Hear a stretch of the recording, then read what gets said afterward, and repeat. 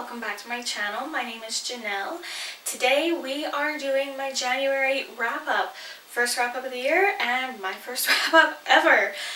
So in January I read 7 books. I'm going to take you through each of them and let you know what my thoughts were. The first book is Letters to a Young Poet by Rainer Maria Rilke, and this is the Penguin Little Black Classics edition. This one overall I enjoyed. I feel like I would need to read it multiple times to really get the gist of everything that was being said. I think Rilke's language and the way that he wrote was incredible and beautiful, but I do feel like some of it went over my head, so I probably do need to reread it. But all in all, I gave it 3 stars. The next book is by C.S. Forester, and it is The African Queen.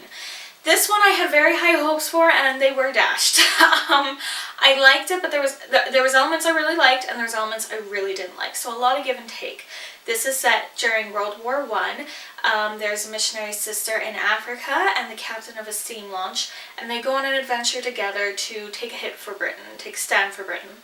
And all in all, the description of the adventure and what was happening was really good, but I didn't attach to the characters. Normally that is like the way for me to DNF a book, but I really actually enjoyed the adventure aspect and the description of everything they were going on, so it was an interesting change for me that won me over fine. The thing that is my biggest complaint with this one though is the author constantly was throwing in your face, men must be obeyed, is very much so the extremely old and stereotypical way of thinking about gender norms, and it's just, I know it was written back when those norms were there, but I didn't appreciate how often it was just very clearly stated and really shoved in your face. So again, give and take. I enjoy the description of where they were going and what they were doing, but I didn't like the frequency with which the sexist comments were made. So that one got 3 stars. The next one that I read was amazing. It was so good. It was my first 5-star of the year, and that is Before the Coffee Gets Cold by Toshikazu Kawaguchi. This one is based in a cafe in Japan. It follows 4 different people's stories within the cafe. People go to this cafe to time travel, and they have to be back before the coffee gets cold. I love this one. I found it very emotional. It was very blunt and to the point, but that's what I feel like this book really needed. So I enjoyed it more than I expected. There's a sequel, Tales from the Cafe, and I'm hoping to read that one within the next few months, because I love this one a lot more than I thought I would for whatever reason, but I'm happy I did.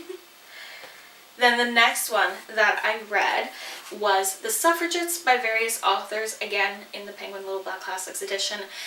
This one's a bit of a mixed bag for me as well. I'm happy I read it. It was very informative. I found it very educational. But I do wish there was more context in between. It goes through the whole experience and gives examples of pamphlets, of flyers and speeches and everything that was going on during the suffragist movement in that time. But I would have appreciated context in between, being like, this is what's happened, so that's why they retaliated with this, or this is what they went through, which is what made that come into play. And things like that I think would have really helped and made it flow a bit easier, instead of me being like, wait, who's this? What are they doing? Why? So it's very educational, but I just think it could have had a little bit more sustenance to it. So that was 3 stars. The next one that I read was fantastic, and it is Pandoras Jar by Natalie Haynes. This one I gave 4 stars too. This is nonfiction. Basically what she does is she goes back to the stories of Greek women in myths and how they're portrayed. How they've been portrayed has changed over the years, and whether or not their stories started that way and what made them be perceived that way. Quite frequently women were perceived as murderers or monsters or just these horrible, horrible, vile creatures, and women had 0 rights when, these stories were created. So she really digs into the history of it and sees why they were portrayed this way and whether or not that the stories that we know today are actually accurate to the originals. It's a fantastic book, and she has a great sense of humor. I quite recommend the audiobook with it. It was really fantastic. So this one's just gonna be a staple that I refer back to. So 4 stars. The next one that I read was Notre Dame by Ken Follett. I could go on and on and on about this one, so I'm really trying here, guys. I love it. I adore it. Please read it. It got 5 stars, but like it can't have a star in my heart. Basically, he starts with going through the day Notre Dame burned. What was that? April 15th, 2019? April 15th or 16th? And then he goes back into the history of Notre Dame. So he starts off by, expressing his emotions and the world's emotions, and then he goes through from the start, the history of it, and it's so interesting, it's so informative, it's a really quick read, and himself and his publisher, 100% of the royalties are going to La Fondation du Patrimoine. Sorry if I said that wrong, but all the royalties are going there to support the cause. So it is absolutely amazing and has made me be very eager to read more of his work. So I highly recommend it. I cannot recommend it enough. It's incredible. Okay? It's incredible. It's incredible. In case you didn't know, I like the book. Right. Then the last one that I read in January was a big one, and that is Anna Karenina by Leo Tolstoy. I started this one at the end of 2020 in October, and I put it down for the Christmas period. So when I picked it up in January, it had been about 260 pages in, and I finished it in like 4 days. So it definitely had my attention. It's essentially 2 totally different stories. It's about Anna Karenina and then also Levin.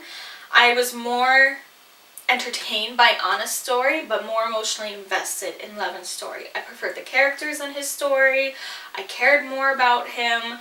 Anna's story was entertaining, but I didn't like the characters, didn't emotionally root for them, I guess you could say. What I will say about Tolstoy's writing is it's so accessible, it's so sincere. He really goes into some extremely human moments and experiences, and just the way he portrays his characters' feelings and their thoughts, it's so real. It's so just bare and open and real, and I was really daunted starting this book that it was going to make my brain hurt, but it didn't, and it was incredible. It took me days to kind of even figure out my rating. I gave it 4 stars.